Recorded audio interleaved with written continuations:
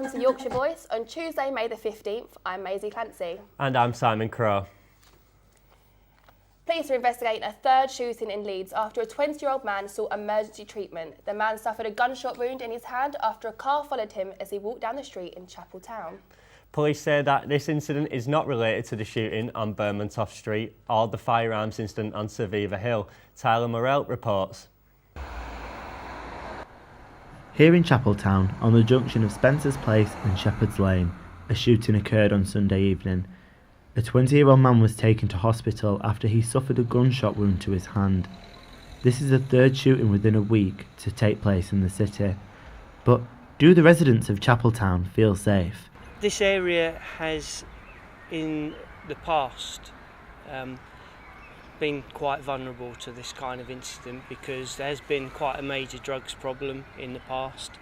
I think it's less prominent now than it was, but with police numbers having dropped and the government, part of the government cuts, I do wonder whether enough resources are being put into seeking out the people responsible and doing something about the whole culture, really. For me, I think Chapel Town used to get a bad rep. It had a bad reputation. People used to feel unsafe and there was a stigma around it, and I hope that in light of recent events that it wouldn't end up being resorting back to that.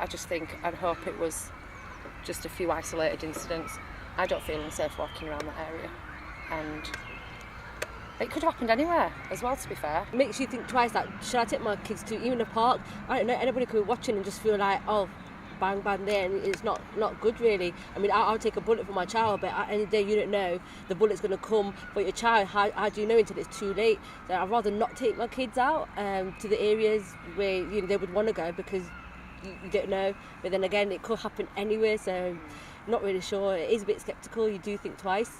West Yorkshire Police believe the incident to be a targeted attack. However, they are appealing for any information in relation to the shooting. Tyler Morell for Yorkshire Voice. Now here's some news in brief. A group of Somali mothers in Sheffield are tackling the issue of violent gang crime in Burngreave. They have set up a youth group to give potentially vulnerable children in the area a place to socialise with other people their age and to take part in sports.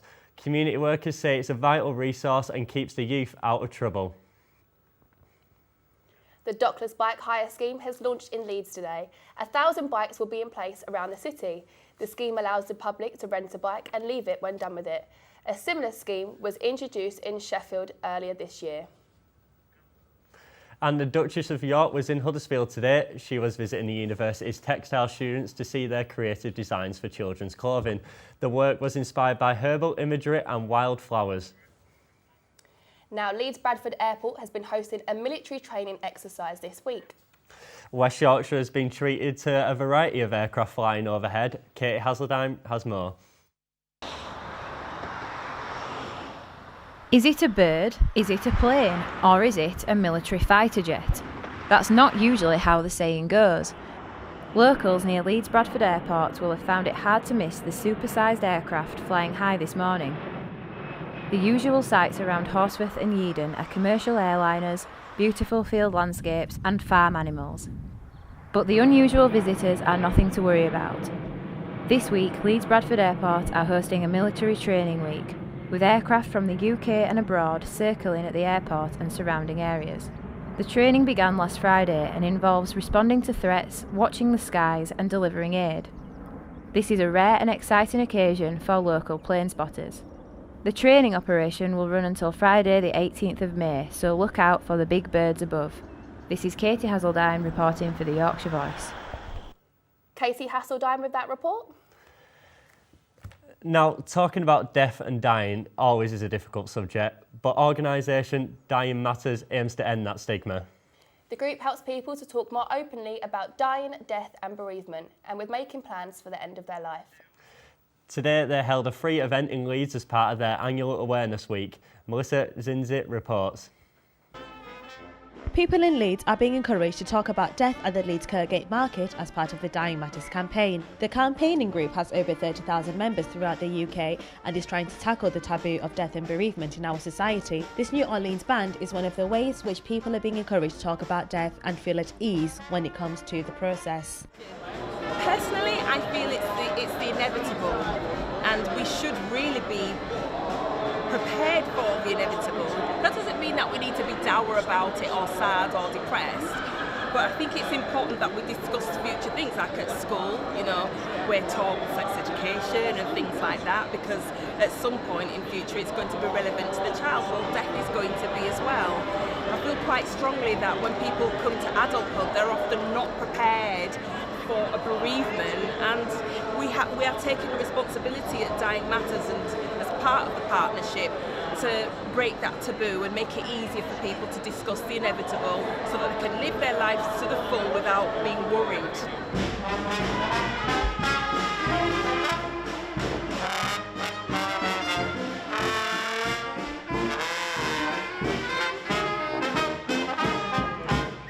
This year's theme is focusing on what you can do to help break the taboo. Melissa Dinsey for Yorkshire Voice. And on to some sport now. Leeds Rhinos prop Anthony Mullally will be absent at the grand final in Castleford at the Magic Weekend after receiving a 2-match ban.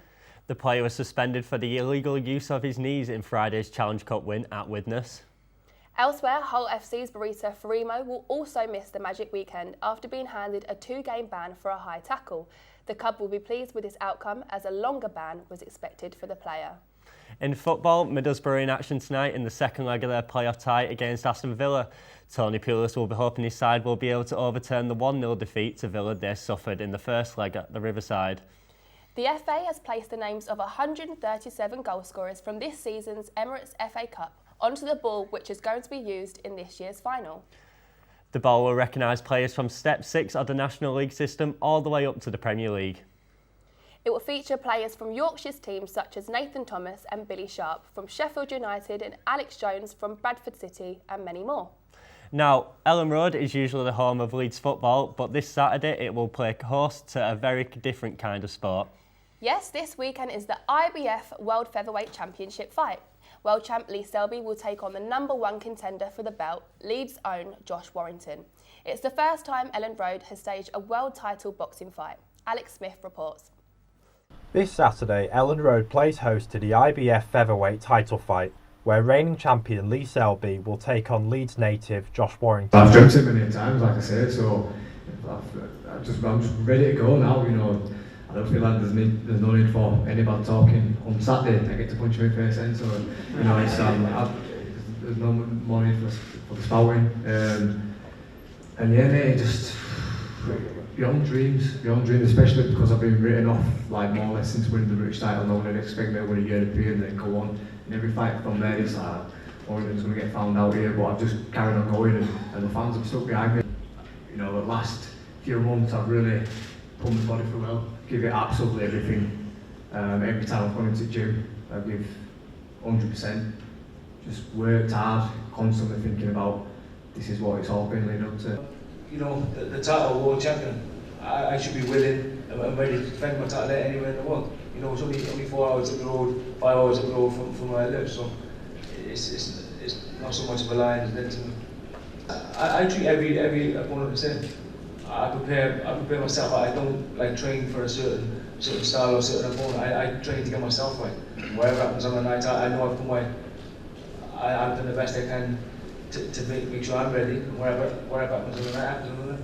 The Leeds crowd at the press conference gave Selby a taste of the hostile atmosphere he can expect on the night, and promoter Frank Warren teased that the fight will be an evening to remember. First of all, a fight is what it's all about, and we've got a great fight. The second thing is the atmosphere. Well, look at these guys, this is the press conference. Imagine what it's going to be like on the night. It's going to be a fantastic atmosphere, it's going to be lively, we're going to have some good fights on the undercard. It's just going to be a fantastic event. I'm Alex Smith, reporting for Yorkshire Voice. Days of throwing bread to ducks may be numbered as the RSPB has issued warnings that bread is actually bad for them. Yes, the charity suggests that people should use things like soft, uncooked vegetables and cereals instead. Maisie Andrew Garth reports. What do you feed a duck? The obvious answer is bread. As a child, we all went to the park to feed the ducks.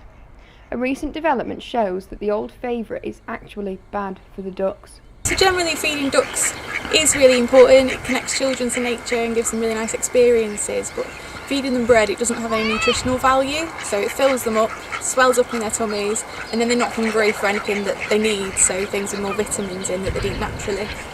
From being little, we've always had bread and duck, to feed the ducks or the swans with, and but recently I've heard that it's not very good for the ducks to have bread. The Royal Society for the Protection of Birds encourage and thank people for feeding the ducks and swans, but advise visitors to give them the correct food. I was really shocked. I thought it might be, I was doing the right thing by giving them bread. I thought, spare bread left over, just throw it to the ducks. You can take stuff with them that's really easy to get hold of at home, so things like defrosted frozen peas or lettuce, oats, cereal, rice even, and give them things like that have a lot more nutrition.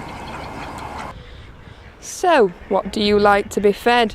I like lettuce. These ducks behind me seem to be enjoying the sunny weather and the pellets they are being given. The RSPB sells specialist duck food, which has all the nutrients the animals need. There's plenty of food you can bring from home to help keep the ducks healthy. This month is National Walking Month, and UK charity Living Streets is encouraging people to walk more.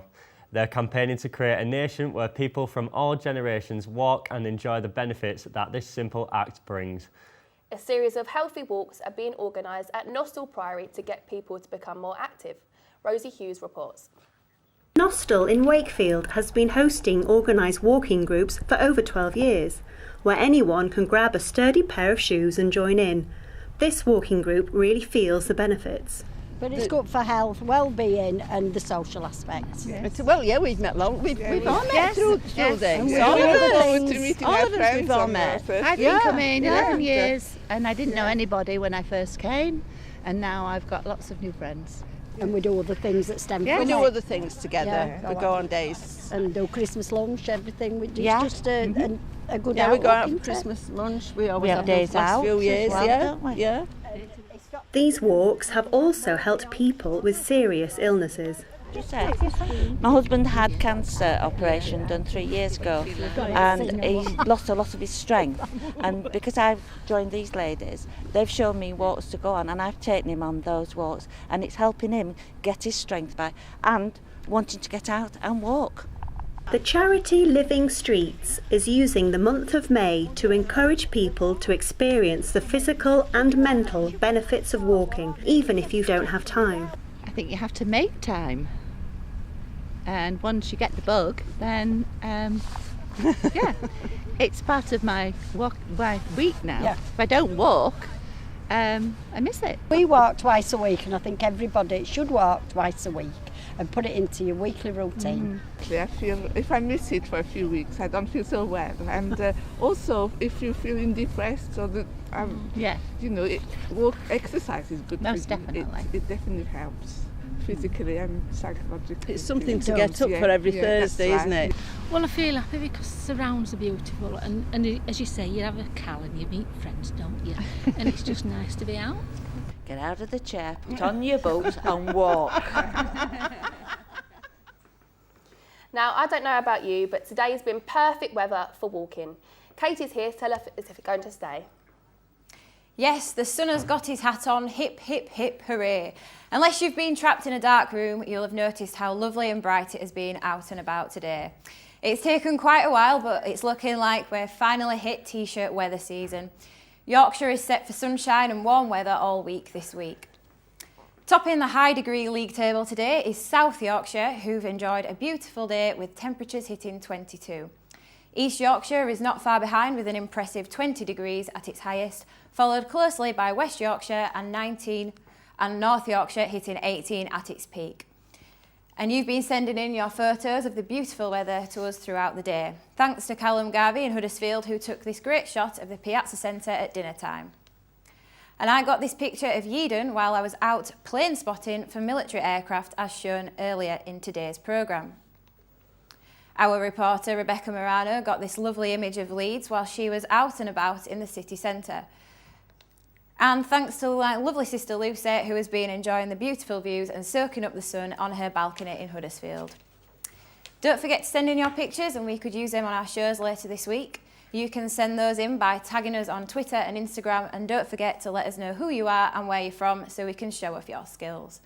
That's all for the weather. Back to Maisie and Simon. So what do you like to do in this weather, Katie? Oh, I like to go running, but I'm struggling with hay fever at the moment, so my eyes are running and it's a bit horrible. Have you got any holidays planned for this summer, or you think you'll stay in Leeds with the weather like this? Hopefully I'll be going on holiday. I wouldn't like to stay in Leeds. I don't think as much as the weather's going to be nice this week, I doubt it'll be lasting throughout the whole of the summer, do you? Do you think you'll be going out with any friends this evening, enjoying the weather, maybe a little barbecue in the park? Maybe, probably not. By the time I get back, I'll be all sweaty. I'll have to have a shower, so I'll probably just rest tonight, and then maybe tomorrow I'll be out socialising. So we won't see you walking about with the group that Rosie went and reported on earlier? No, I don't think you'll find me with those, not tonight, no.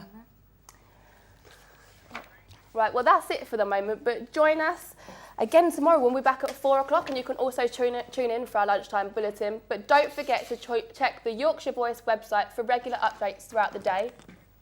And if you'd like to tell us about any of the issues we've covered today, or if you have a story of your own, get in touch. We look forward to hearing from you. Bye bye.